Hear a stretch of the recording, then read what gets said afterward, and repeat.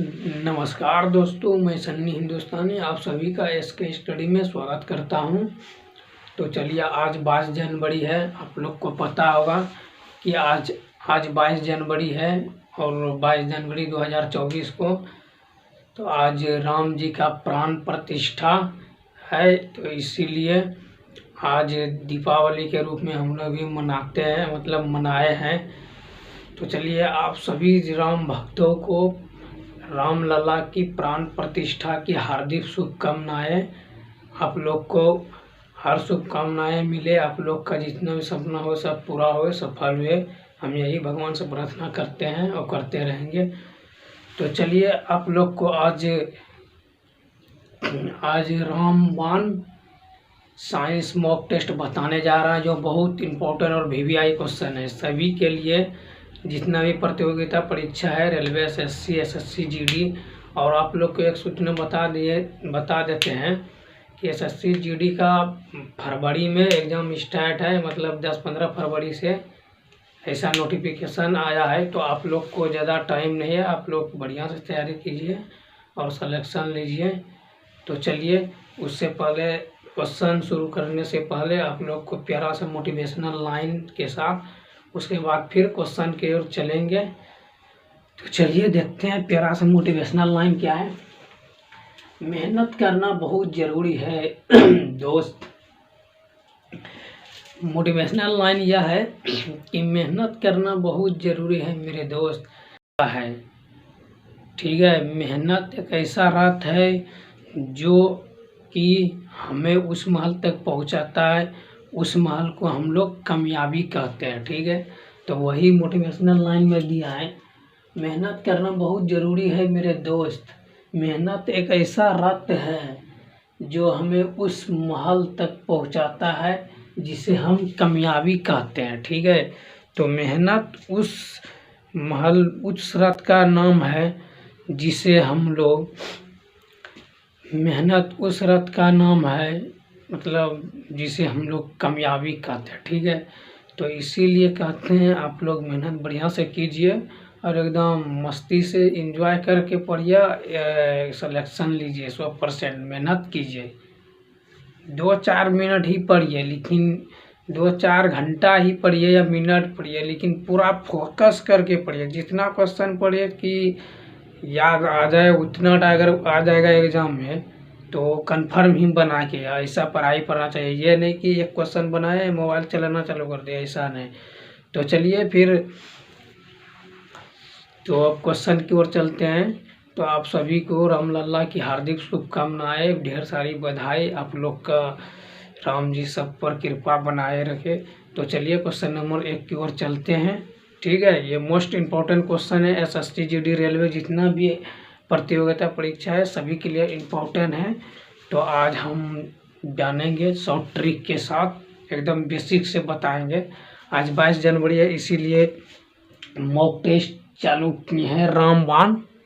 ठीक है, तो आप लोग अगर नए नहीं जुड़े हैं तो आप लोग जुड़ जाइए और दूसरे को वीडियो शेयर कर दीजिए ताकि वो लोग को भी हेल्प हो जाए सके। ठीक है, तो चलिए क्वेश्चन नंबर 1 की ओर।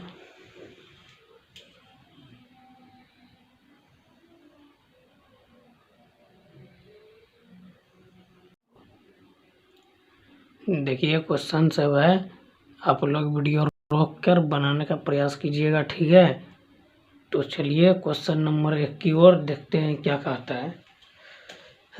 आप लोग पहले वीडियो रोक कर बनाने का प्रयास कीजिएगा मॉक टेस्ट के तौर पर। ठीक है, तो आप लोग वीडियो रोक कर बनाने का प्रयास कीजिए, उसके बाद नहीं बनेगा तब वीडियो देखिए। ठीक है, तो चलिए, और लास्ट में कमेंट कीजिए कितना सही बनाए कितना गलत बनाए। ठीक है, तो चलिए रामबाण साइंस का मॉक टेस्ट 6 बताने जा रहा हूँ, 6। ठीक है, ओके।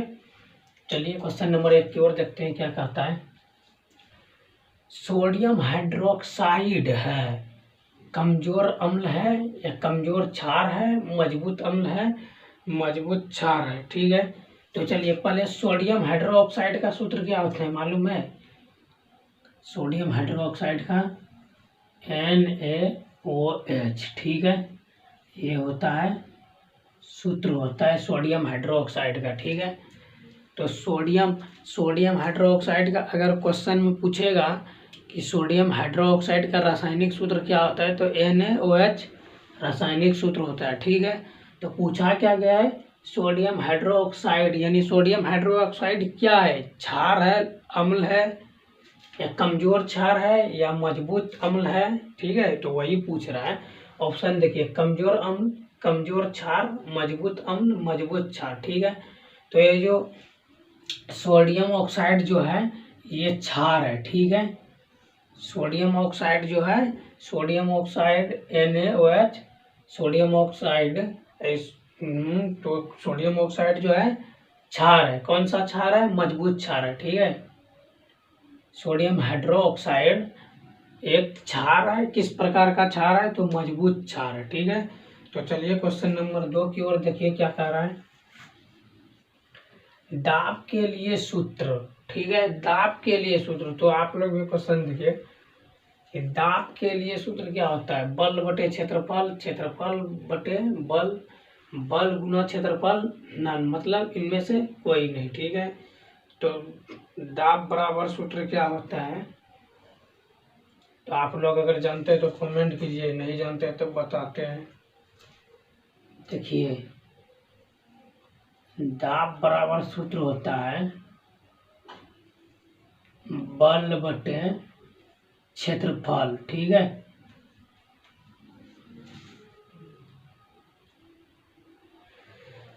ठीक है, देखिए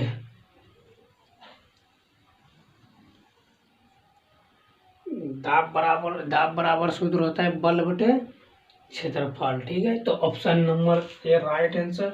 एक मिनट, ऑप्शन नंबर ए जो है राइट आंसर है। ठीक है, तो उसी तरह देखिए क्वेश्चन नंबर 3 क्या कह रहा है,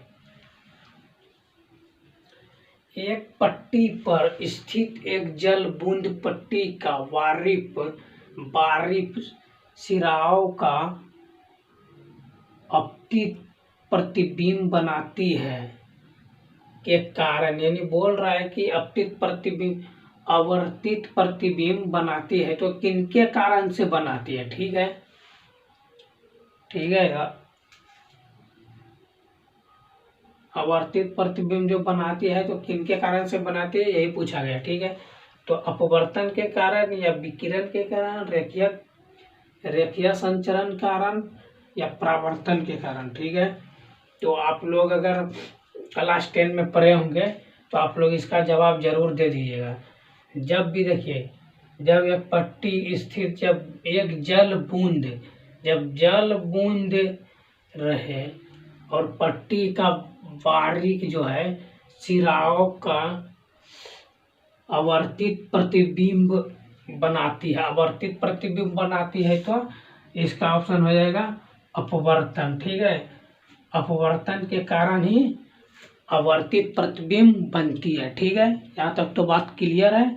उसके बाद देखिए क्वेश्चन नंबर 4 की ओर, ये जितना भी बना रहे, मतलब जितना भी क्वेश्चन बता रहे हैं रामबाण मॉक टेस्ट 6 जो बता रहे हैं, ये मोस्ट इम्पोर्टेंट क्वेश्चन है और सभी के लिए इम्पोर्टेंट है। SSC GD, Bihar SSC, UP police, army, सभी के लिए। ठीक है, तो आप लोग मन लगा कर तैयारी कीजिए, आप लोग का सिलेक्शन 100% होगा। ठीक है, तो पहले वीडियो रोक कर आप लोग जितना भी क्वेश्चन लिखे उसको रोक कर, वीडियो रोक कर बनाने का प्रयास कीजिए। उसके बाद नहीं बने वीडियो देखिए और लास्ट में कमेंट जरूर कीजिएगा कितना सही हुआ कितना गलत हुआ। ठीक है, तो चलिए क्वेश्चन नंबर 5, पादप कोशिकाओं में अंतराकोशिक संयोजन ... कहलाता है, यानी इसका कहने का अर्थ हुआ पादप कोशिकाओं में अंतराकोशिका संयोजन किसे कहते हैं। ठीक है, तो सूक्ष्म तंतु, जीवदर्भ तंतु, मध्य पटलिका, टोनोस्टोप्लास्ट। ठीक है, तो 4 ऑप्शन दिया हुआ है। अगर आप लोग जानते हैं इसका आंसर तो आप लोग कमेंट कीजिएगा, जरूर कमेंट कीजिएगा। ठीक है, तो देखिए पादप कोशिका में अंतराकोशिका संयोजन। ठीक है, जैसे पादप कोशिका नाम सुने, पादप कोशिका। ठीक है, तो पादप कोशिका जो है जीवदर्भ तंतु है, ठीक है। जैसे पादप कोशिका वर्ड आया तो आप लोग को समझ में आ जाना चाहिए जीवदर्भ तंतु, ठीक है। तो जीवदर्भ तंतु ही पादप कोशिका का अंतराल संयोजन कोशिका कहलाता है, ठीक है। तो चलिए क्वेश्चन नंबर 6 की ओर चलिए। देखिए क्वेश्चन नंबर 6 क्या कह रहा है। वर्ण लेखिका का उपयोग करते हुए निम्नलिखित मिश्रणों में से कौन अपने घटकों में पृथक किया जा सकता है, ठीक है। घटकों में पृथक किया जा सकता है यानी मिश्रण किया जाता है, ठीक है। तो कौन है ऐसा? ऑप्शन दिया है स्प्राइट तथा जल, दूध तथा चीनी, समुद्री जल, औषधियाँ, सम्मिलित रक्त नमूना, ठीक है। तो ये जो है ऑप्शन नंबर डी जो है ये राइट आंसर है, ठीक है। ऑप्शन नंबर डी जो है ये राइट आंसर, औषधियाँ सम्मिलित रक्त नमूना, ठीक है। जब वर्ण लेखिका का उपयोग करता है तो औषधियाँ और रक्त नमूना को दोनों को मिश्रण यानी मिलाता है, तो यही वर्ण लेखिका का उपयोग होता है, ठीक है। यहाँ तक तो क्लियर। आप लोग स्क्रीनशॉट ले सकते हैं। उसके बाद क्वेश्चन नंबर 7 की ओर चलेंगे। सभी मोस्ट क्वेश्चन है, मोस्ट इम्पोर्टेंट सब क्वेश्चन बता रहा है, ठीक है। तो आप लोग ध्यान से पढ़िए और सिलेक्शन लीजिए।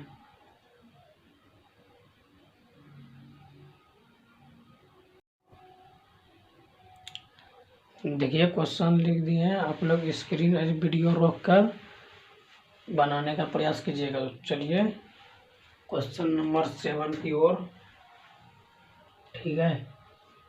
क्वेश्चन नंबर 7 की ओर।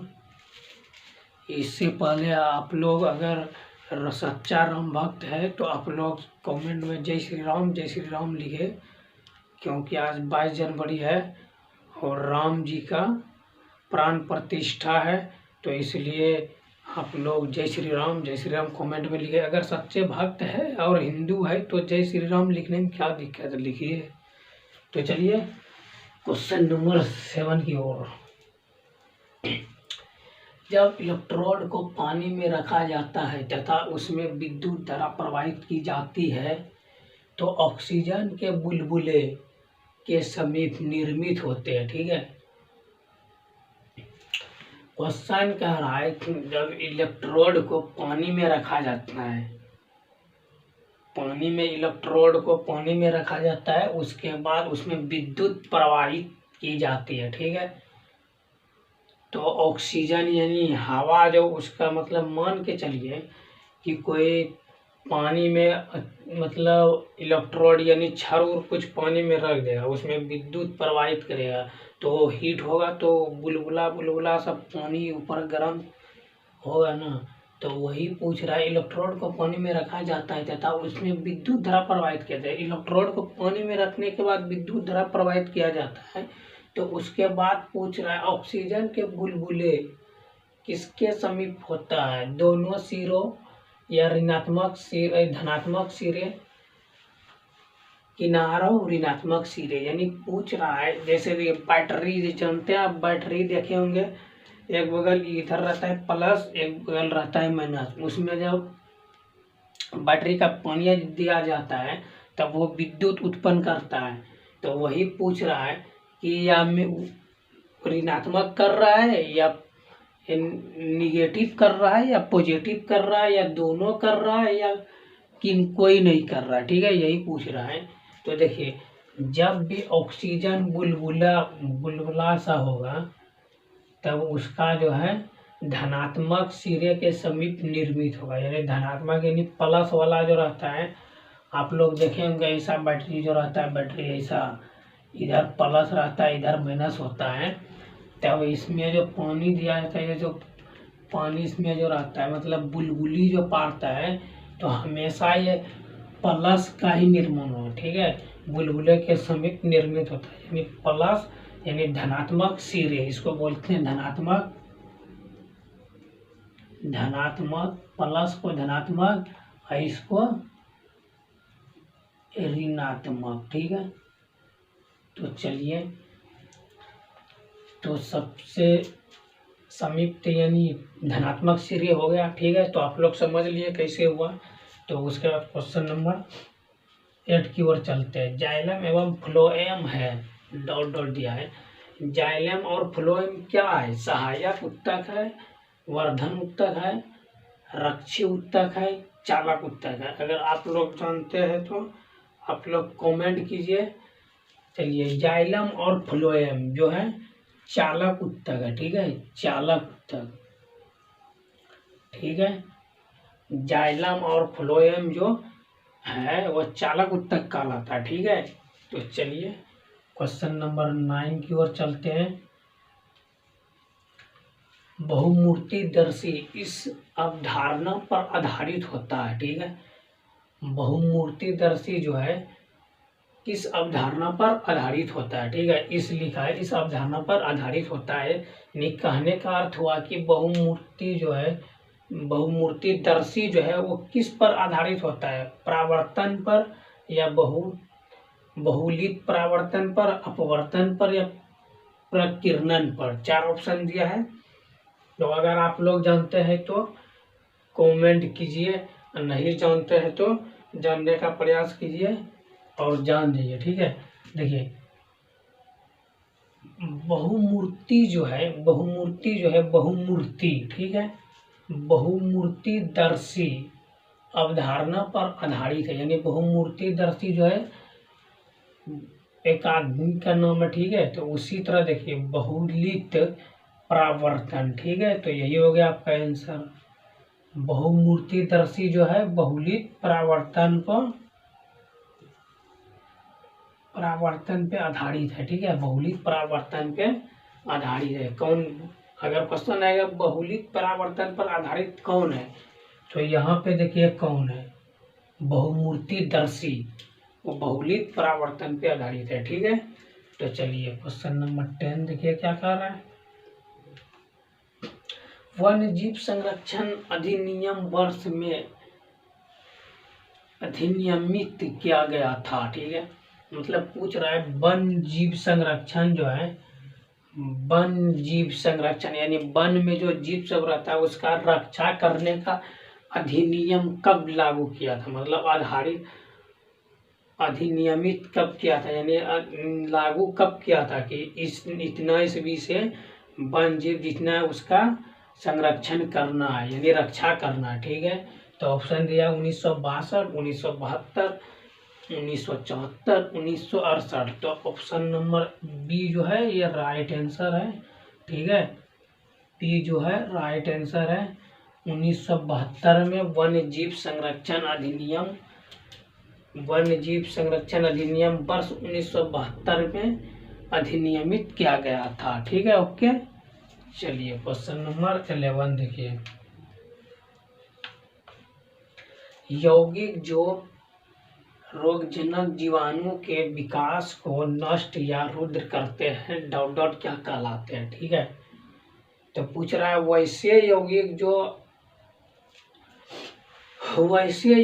जो रोगजनक विषाणु है, रोगजनक यानी वैसे रोगजनक विषाणु उसको नष्ट कर देता है, यानी खतरनाक सब विषाणु जो रहता है उसको नष्ट कर देता है। तो वैसे कौन नष्ट करता है वही पूछ रहा है। तो हाइड्रेट, कार्बोहाइड्रेट, फॉस्फोलिपिड, प्रतिजैविक, टीका। ठीक है, 4 ऑप्शन है।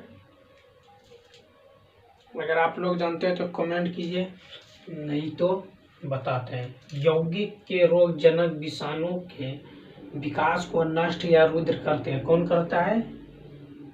तो प्रतिजैविक करता है। ठीक है, कौन करता है? प्रतिजैविक करता है।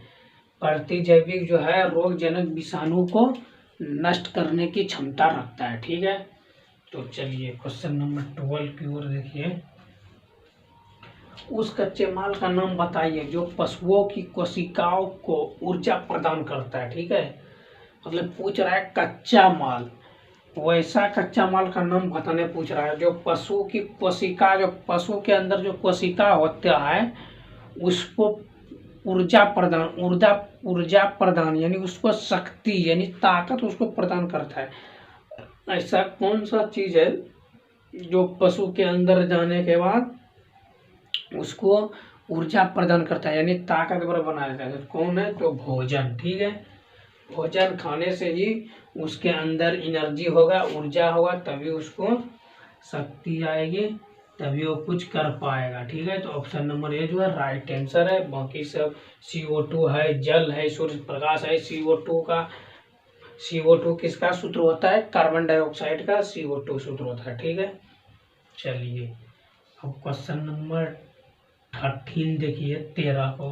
मानव शरीर में वो कोशिका जो अमीबा के आकार की है। ठीक है, मानव शरीर यानी मानव का जो शरीर होता है उसके अंदर एक कोशिका होता है। ठीक है, जो अमीबा के आकार का होता है। कोशिका मानव शरीर के अंदर छोटा छोटा कोशिका होता है, उसके अंदर मानव शरीर होता है, मानव शरीर के अंदर कोशिका होता है, उसके बाद अमीबा का आकार का होता है। कोशिका जो रहता है वो अमीबा जैसा ही रहता है, उसके आकार का होता है।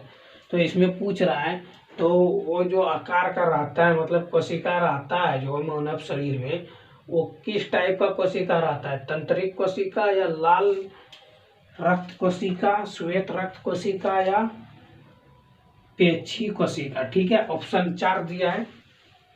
अगर आप लोग जानते हैं तो कमेंट कीजिए, नहीं तो इसका श्वेत रक्त कोशिका होगा। ठीक है, option number C is the right answer. ठीक है, मानव शरीर में वह कोशिका जो अमीबा के आकार का होता है, मानव शरीर में अमीबा का आकार का कोशिका होता है, उसे श्वेत रक्त कोशिका कहते हैं। जो रक्त में पाया जाता है, मानव शरीर के खून में पाया जाता है, उसे श्वेत रक्त कोशिका कहते हैं। ठीक है, तो चलिए अगर आप लोग को वीडियो अच्छा लगे तो आप लोग लाइक करते रहिए और कमेंट में जय श्री राम लिखिए, हर हर महादेव, जय बजरंगबली लिखते चलिए। तो चलिए देखिए, इसका स्क्रीनशॉट लीजिए। उसके बाद क्वेश्चन नंबर 14 की ओर चलेंगे। अभी क्वेश्चन बाकी है बहुत।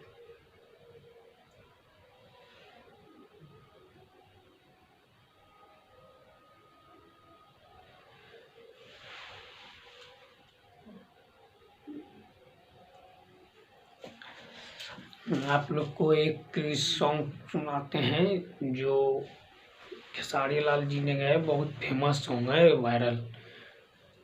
बोल रहा है, जिस देश में राम ने जन्म लिए उस देश में जन्म हम भी लिए। मतलब कहने का अर्थ है जिस देश में राम जी जन्म लिया उस देश में जन्म हम भी लिए। ये कम थोड़ी है सम्मान की, एक ही जगह पे वो भी जन्म लिए हम भी लिए, ये कम सम्मान नहीं है। तो वही गाना उसी पे बैठाया है, जिस देश में राम जी जन्म लिए उस देश में हम भी जन्म लिए, ही कम तो नहीं सम्मान, बोलो जय श्री राम, बोलो जय श्री राम।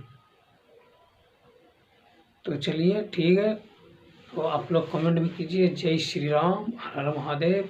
तो क्वेश्चन नंबर 14 की ओर चलते हैं।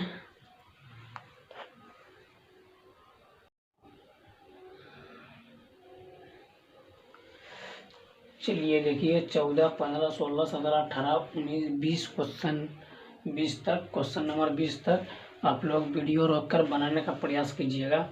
मैं बार बार एक ही बात बोल रहा हूँ, आप लोग को भी अच्छा नहीं लगता होगा, लेकिन क्या करेंगे, बोलना ही पड़ेगा। आप सबके लिए बोलना ही पड़ेगा, नहीं बोलेंगे फिर आप लोग कैसे मॉक टेस्ट बता रहे हैं, तो एक टेस्ट के तौर पर लीजिएगा। तो चलिए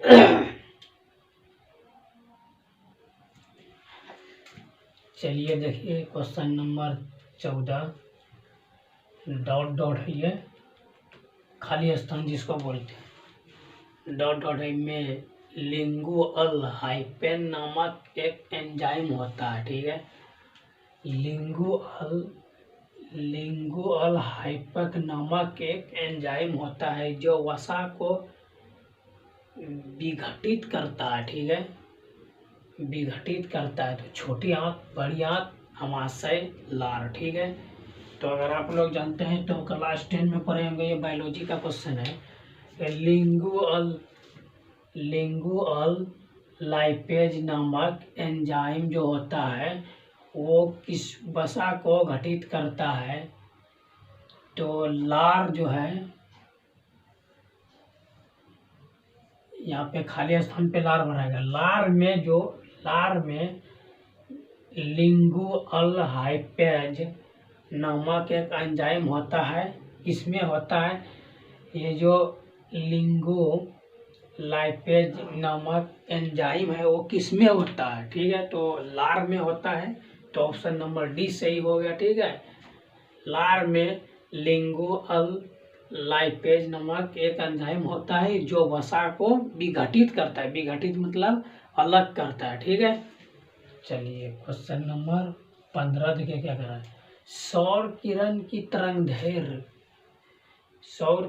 तरंगदैर्घ्य पाथ सीमा है। ठीक है, सौर किरण यानी सौर ऊर्जा पर जो किरण मतलब सूर्य का जो प्रकाश उस पे गिरता है उसका तरंगदैर्घ्य बोल रहा है कि उसका ताप सीमा कितना है, यानी टेम्परेचर सीमा कितना है। ठीक है, ताप सीमा बोल रहा है। तो ऑप्शन दिया है वो जो सूर्य का प्रकाश जो होता है किरण उसको नैनोमीटर में नापा जाता है। ठीक है, तो तरंगदैर्घ्य को किस में नापा जाता है? नैनोमीटर में। ठीक है, आप लोग याद रखिएगा तरंगदैर्घ्य को नैनोमीटर में मापा जाता है। तो चलिए ऑप्शन ए है 10 से 100 से 400 nm नैनोमीटर। ठीक है, बी नंबर है 400 से 700 nm, फिर सी नंबर है 740 से 10,000 nm, डी नंबर है नन ऑफ दिस यानी इनमें से कोई नहीं। नन मतलब इनमें से कोई नहीं। ठीक है, ऑप्शन में लिखा रहेगा इनमें से कोई नहीं या नन लिखेगा तो आप समझ जाइएगा कि इनमें से कोई नहीं, इसका अर्थ हुआ। ठीक है, तो चलिए इसका आंसर हो जाएगा B will be right answer. ठीक है, ऑप्शन नंबर बी जो राइट आंसर है। सौर किरण की तरंगदैर्घ्य पाथ सीमा 400 से 700 nm यानी नैनोमीटर के बीच होता है। ठीक है, चलिए उसके आगे देखिए क्या क्वेश्चन है। 16 नंबर क्वेश्चन, निम्नलिखित में कौन सा नवीकरणीय ऊर्जा का स्रोत नहीं है? ठीक है, बोल रहा है कि निम्नलिखित में कौन सा नवीकरणीय ऊर्जा का स्रोत नहीं है। ठीक है, तो सौर ऊर्जा जो है नवीकरणीय ऊर्जा का स्रोत है, पवन जो है नवीकरणीय ऊर्जा का स्रोत है, विद्युत जल जो है ये भी नवीकरणीय ऊर्जा की स्रोत है। ठीक है, लेकिन ये नाभिकीय जो है ना, ये जो नाभिकीय है ये विद्युत ऊर्जा का ये जो नाभिकीय है ये नवीकरण ऊर्जा का स्रोत नहीं है। ठीक है, ये नवीकरण ऊर्जा का स्रोत नहीं है। बाकी ये सौर ऊर्जा है। अगर क्वेश्चन आ जाएगा इसको हटा देगा, बोलेगा नवीकरणीय ऊर्जा का स्रोत है, 4 ऑप्शन दे देगा, इसमें एक नवीकरणीय दे देगा या सौर एक दे देगा या जल विद्युत दे देगा। ये तीनों में से एक ऑप्शन देगा सही है, बाकी सब रॉन्ग देगा यानी गलत देगा। ठीक है, तो आप लोग समझ जाइएगा अगर सौर ऊर्जा सौर रहे या पवन रहे या जल विद्युत रहे तो नाभिकीय ऊर्जा कहलाती है। ठीक है, अर्थात उसके अलग मतलब कि नवीकरणीय ऊर्जा का स्रोत नहीं बता रहा है, तो नहीं नाभिकीय ऊर्जा है। ठीक है, तो option number C is the right answer. ठीक है,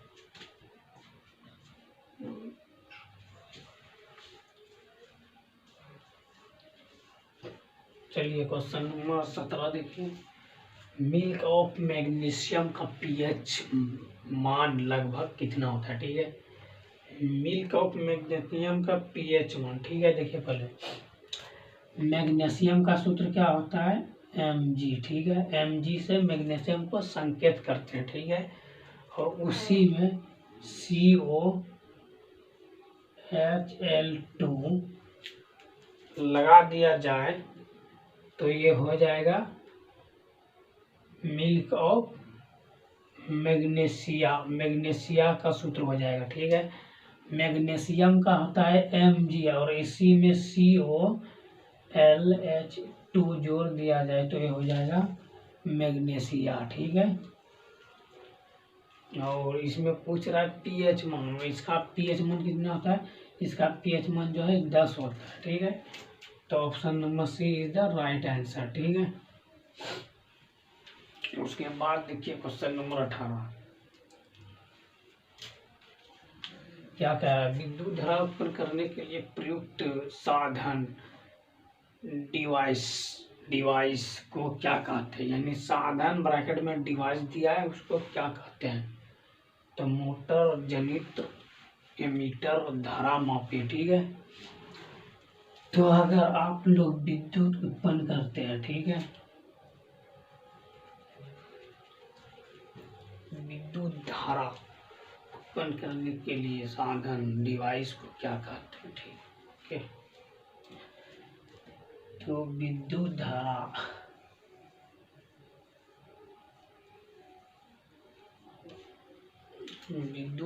उत्पन्न करता है वो जनरेटर से उत्पन्न करता है, जनरेटर। ठीक है,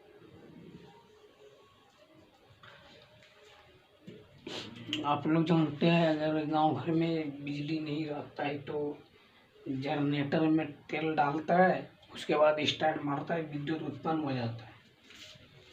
तो यही होगा आपका B number, B is the right answer. ठीक है, चलिए क्वेश्चन नंबर 19 देखिए, निम्नलिखित में से कौन सा आयन माइनस के साथ सम इलेक्ट्रॉन नहीं है। ठीक है, सम इलेक्ट्रॉन बोल रहे हैं ये, इसके कहने का अर्थ हुआ सम, यानी सम इलेक्ट्रॉन नहीं है यानी विषम इलेक्ट्रॉन है। ठीक है, सम मतलब क्या, सम संख्या आप लोग पढ़े होंगे 2, 4, 6, 8, 10। ठीक है, ये सम संख्या मतलब 2 से पूरी भाग लग जाए और 2 से पूरी भाग लग जाए सम संख्या। ठीक है, चलिए इसमें कह रहा है सम इलेक्ट्रॉन नहीं है, यानी सम इलेक्ट्रॉन नहीं होना चाहिए, तो इसमें ऐसा बोल रहा है और इसमें सम इलेक्ट्रॉन वाला बोल रहा है, तो आप लोग केमिस्ट्री में पढ़े होंगे तो आप लोग पता होगा कि सम मतलब सभी में, सम मतलब 10 इलेक्ट्रॉन होना चाहिए।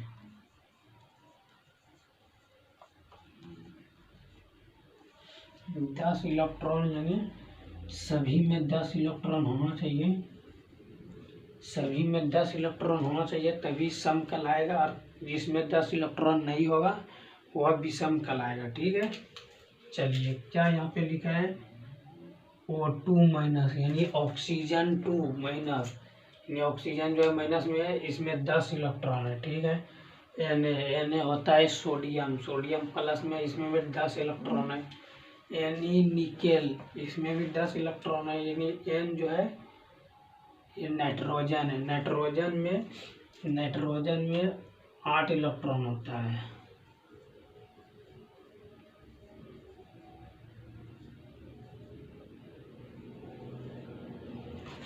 नाइट्रोजन में 8 इलेक्ट्रॉन होता है, बाकी सब में 10 इलेक्ट्रॉन होता है। ठीक है, इसमें भी 10 इलेक्ट्रॉन होता है, इसमें भी 10 इलेक्ट्रॉन होता है, तो option number D is the right answer. ठीक है, इसको मिटा देते हैं, ये सब समझाने के लिए आपको दिए हैं तो इसको मिटा देते हैं।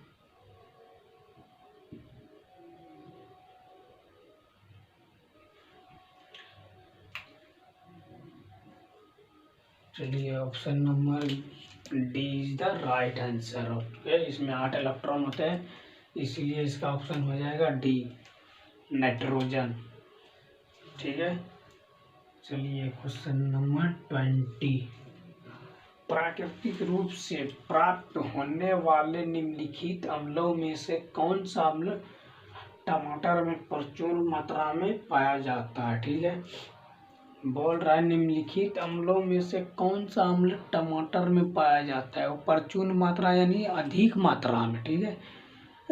प्रचुर मात्रा का अर्थ कहने का हुआ अर्थात कि अधिक मात्रा में कौन सा अम्ल पाया जाता है, किस में पाया जाता है, तो टमाटर में पाया जाता है। तो आप लोग अगर जानते हैं तो इसका आंसर कमेंट में कीजिए, नहीं तो देखिए ऑप्शन क्या है, एसिटिक अम्ल, सिट्रिक अम्ल, ऑक्सेलिक अम्ल, टार्टरिक अम्ल, उसके बाद कुछ नहीं है, ठीक है। तो आप लोग अगर जानते हैं तो कमेंट कीजिए, नहीं तो हम बताते हैं। देखिए option number C is the right answer, ठीक है। ये जो ऑक्सेलिक अम्ल है ये टमाटर में सबसे अधिक पाया जाता है और पालक में भी।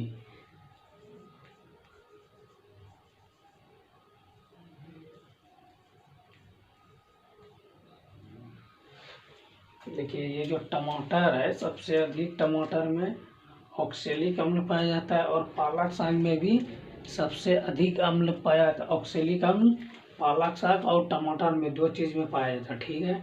तो आप लोग को अगर वीडियो अच्छा लगे तो लाइक करें, कमेंट करें और नए आए तो हमारे चैनल पर सब्सक्राइब करें। तो चलिए आप लोग स्क्रीनशॉट लीजिए, उसके बाद क्वेश्चन नंबर 21 की ओर चलेंगे।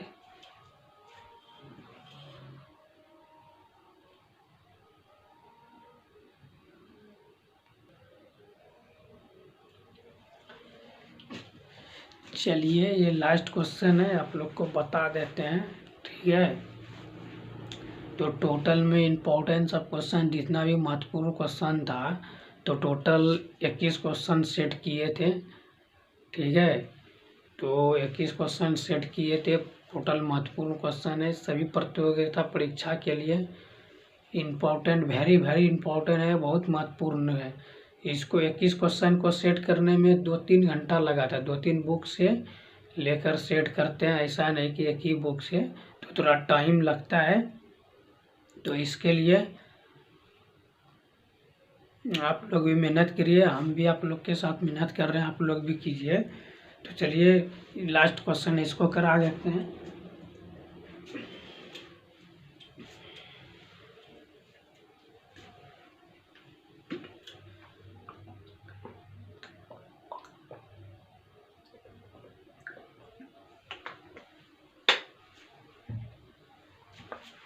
चलिए देखिए क्वेश्चन क्या कह रहा है, निम्नलिखित में से कौन सा रोग मच्छर वाहित नहीं है, ठीक है। मच्छर वाहित यानी मच्छर से काटने से नहीं होता है, ठीक है। वैसे रोग जो मच्छर से काटने से नहीं होता या मच्छर से रहने से वो नहीं फैलता है, वैसा रोग बताने बोल रहा है, ठीक है। देखिए डेंगू जो है मच्छर के काटने से फैलता है, फलेरिया जो है ये भी मच्छर से ही होता है, और मलेरिया जो भी है मच्छर से ही होता है। यह निंद्रा रोग जो है, ये निंद्रा रोग जो है ये नहीं होता है, ये जो है मक्खी से होता है, ठीक है। ये मक्खी से होता है, अगर मक्खी ज़्यादा रहेगा तो वहाँ पे निंद्रा रोग होगा, ठीक है। तो मक्खी से फैलने वाला बीमारी का नाम क्या है, अगर क्वेश्चन आ जाएगा मक्खी से फैलने वाला बीमारी का नाम तो निंद्रा रोग, ठीक है। और मच्छर से फैलने वाला बीमारी का नाम तो देखिए कितना है, फलेरिया है, मलेरिया है, फाइलेरियासिस है, डेंगू ज्वार है, ठीक है। अगर पूछ देगा क्वेश्चन में कि मच्छर से फैलने वाला रोग, ठीक है, अगर मच्छर से फैलने वाला रोग देखिए ऑप्शन कैसे बनाता है, एक ऑप्शन देंगे सही,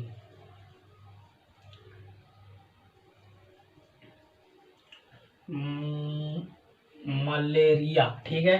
देखिए क्वेश्चन कैसे सेट हम लोग करते हैं, ऐसे ऑप्शन दे दिए, ठीक है।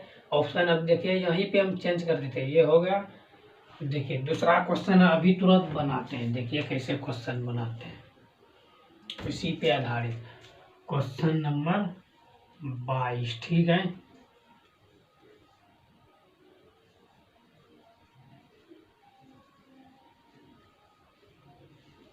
निम्नलिखित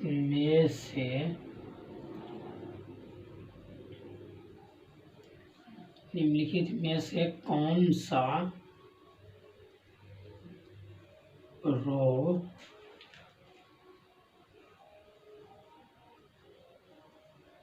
मच्छर वाहित है? ठीक है, अभी देखिए कैसे हम लोग ऑप्शन बनाते हैं और क्वेश्चन आपके सामने ही। ठीक है, ऑप्शन ए निद्रा रोग, ठीक है, और बी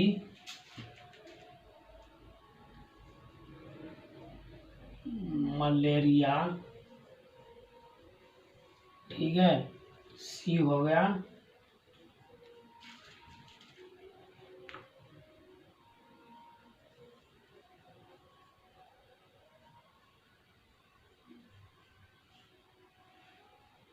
हाइजा।